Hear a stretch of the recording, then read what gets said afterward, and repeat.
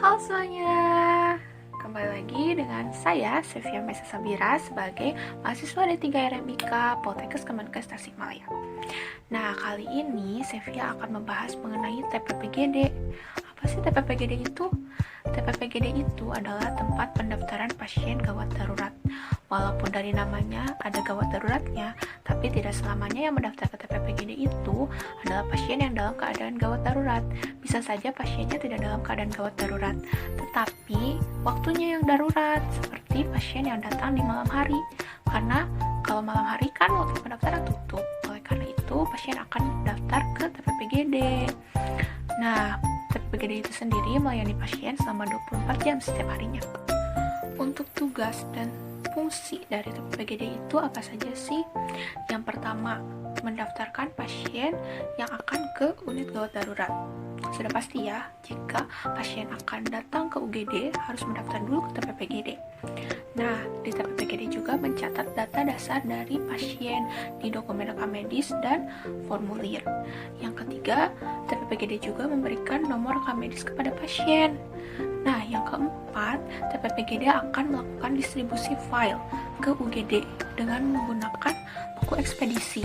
Jadi nanti ketika mendistribusi akan dicatat di buku ekspedisi bahwa dokumen rekam medis tersebut sudah diberikan ke UGD. Jadi sebagai tanda bukti, catatan gitulah ya. Nah, yang terakhir adalah TPPGD memberikan informasi tentang pelayanan-pelayanan di rumah sakit. Nah, teman-teman, TPPGD itu tidak bekerja sendiri, tapi TPPGD juga berkaitan dengan unit-unit lain yang ada di rumah sakit. Nah, yang pertama, unit yang terkait dengan TPPGD itu adalah assembling. Apa sih tugas assembling? Kenapa terkait dengan TPPGD? Nah, assembling itu penyedia dokumen rekam medis dan formulir-formulir untuk di TPPGD. Nah, assembling juga bertugas untuk mengecek kelengkapan dari pengisian dokumen rekam medisnya. Yang kedua adalah filing. Seperti yang teman-teman tahu, filing itu kan tempat untuk menyimpan dokumen rekam medis ya. Nah, jika sewaktu-waktu pasti ada pasien lama yang datang ke TPPGD, maka dari itu TPPGD harus menghubungi filing untuk meminta dokumen rekam medis si pasien. Nah, yang ketiga ada TPPRC. Loh, kok kenapa tempat pendaftaran rawat jalan berkaitan dengan tempat pendaftaran gawat darurat? Nah, teman-teman, TPPRC itu menyimpan QUEU pasien. Jadi, kalau sewaktu-waktu datang pasien lama, tetapi dia lupa membawa kartu berobatnya, nah maka TPPGD akan langsung menghubungi TPPRC untuk meminta QUEU pasien. Kan di dalam QUEU itu terdapat nomor rekam medis pasien, sehingga nanti TPPGD bisa meminta dokumen rekam medis pasien ke filing tadi. Nah, yang keempat ada UGD. UGD jelas ya, pasti berkaitan dengan TPPGD karena penerimaan pasien dari UGD itu. Nah, di UGD juga membuat SHGD, yaitu Sensus Harian Gawat Darurat. Nah, yang terakhir, fungsi yang paling penting adalah kasir, di mana semua pelayanan pasien yang telah diberikan di gawat darurat akan dibayar di kasir. Sevia akan menjelaskan tentang unsur-unsur pengendalian di TPPGD. Apa saja sih? Ada yang tahu nggak?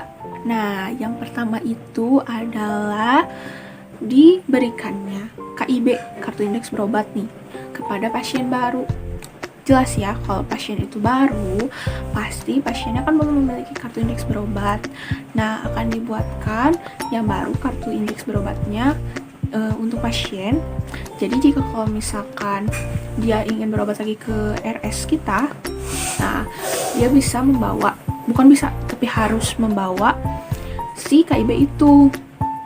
Jadi kalau misalkan dia lupa, bisa dipakai alat yang lain. Nanti saya jelaskan ya. Nah, yang kedua adalah dicatatnya identitas lengkap pasien.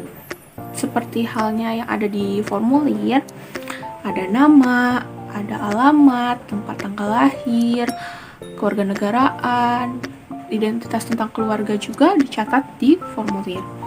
Nah, yang ketiga adalah QUEU. Nah, ini nih hal yang dipakai jika si pasien lama tidak membawa KIB. Jadi pasien lamanya itu akan dicarikan Q di TPPRJ. Nah, si Q itu kan berisi nomor rekam medis pasien nih. Nah, jadi kalau misalkan kita mau meminjam dokumen ke filing, nah kita bisa menggunakan Q untuk mencari nomor rekam medisnya, sehingga memudahkan petugas filing untuk mencari dokumen rekam medis si pasien. Nah, yang ketiga adalah penggunaan tracer di filing. Nah, si tracer itu berisi tentang nomor rekam medis, peminjam, poliklinik yang dituju. Kurang lebih seperti itu. Nah, tracer itu untuk pengganti tempat dokumen rekam medis yang dipinjam. Jadi, nanti petugas filing akan mencatat di tracer nomor rekam medis berapa yang dipinjam. Lalu nanti si tracer itu akan diselipkan di tempat dokumen rekam medis yang dibawa. Nah, dokumen rekam medisnya dibawa, tracernya dipakai untuk tanda bahwa dokumen rekam medis itu sedang tidak ada. Nah, yang terakhir adalah digunakannya buku ekspedisi. Nah, jika si dokumen itu mau diberikan ke poliklinik satu atau poliklinik yang lain, diberikan lagi ke filing dari poliklinik, pokoknya dari satu tempat ke tempat lain, ke unit-unit lain. Nah, akan digunakan buku ekspedisi sebagai catatan bahwa si dokumen itu telah diberikan ke salah satu unit, sehingga kalau misalkan terjadi kehilangan si dokumen di mana atau oleh siapa akan terlihat di buku ekspedisi. Untuk dokumen dan formulir yang digunakan di TPPGD ada 7. Yang pertama, KIB. Nah, KIB itu adalah kartu indeks berobat, di mana pasien akan selalu membawa kartu itu jika ingin berobat ke rumah sakit. Yang kedua ada QUB. Nah, QUB itu kartu indeks utama pasien. Yang ketiga ada lembar masuk gawat darurat. Nah, yang keempat ada buku catatan penggunaan nomor rekam medis. Nih, bisa dilihat ya. Yang kelima ada buku penggunaan formulir. Yang keenam ada buku registrasi pendaftaran gawat darurat. Nih, di sini ya. Nah, yang terakhir apa sih? Buku ekspedisi. Nah, buku ekspedisi itu biasanya untuk dipakai jika ada transfer formulir atau dokumen. Nah, selanjutnya Sepia akan memberikan ilustrasi kepada teman-teman mengenai alur pendaftaran di TPPGD supaya teman-teman bisa lebih paham ya. Nah, sekarang kita lihat.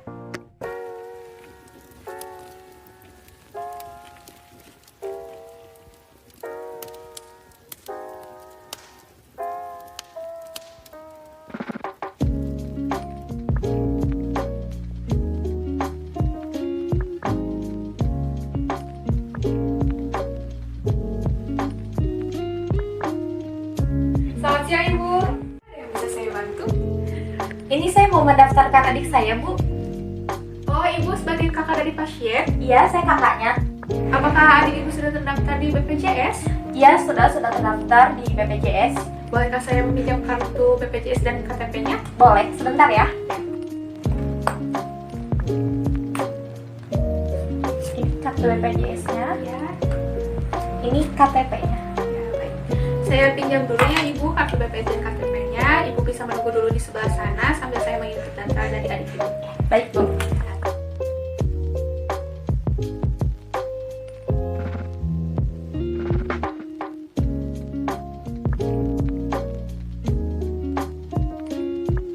Ibu silakan. Ibu, ini KTP dan kartu BPJS-nya saya kembalikan lagi.